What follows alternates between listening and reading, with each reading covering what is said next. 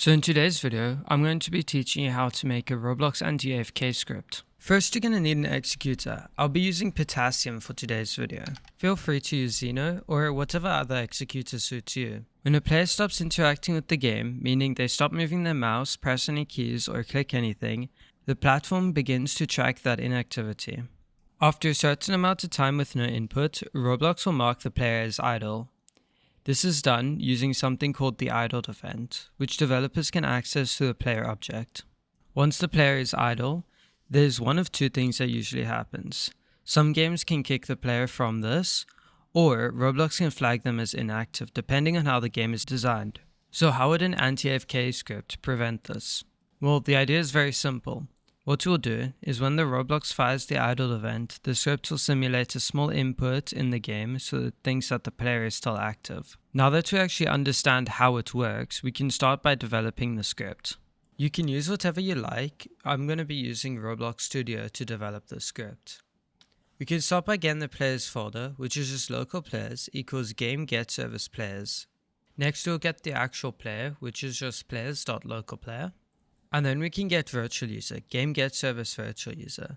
VirtualUser allows you to simulate certain user inputs. Now we can connect the idled event.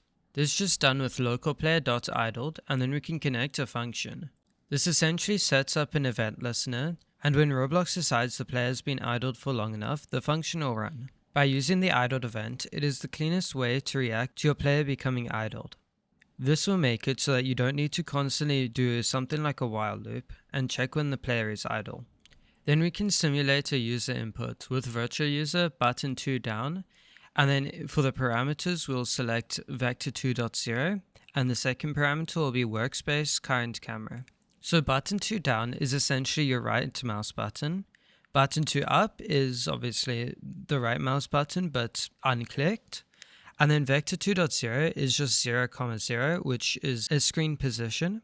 And the current camera C frame is just given the camera as context. So essentially what it is doing is when your player is idled, then it will click with your right mouse button on the top left of your screen. This is essentially enough activity for Roblox to see that the player is not idle and that the player is doing something. Now we can join a game. My game of choice is always Driving Empire. We can run the script, and as you can see it works and shows in the console. I'll also run this other script that I made, which is just a user interface that shows me the current time so that you can see how long it has been.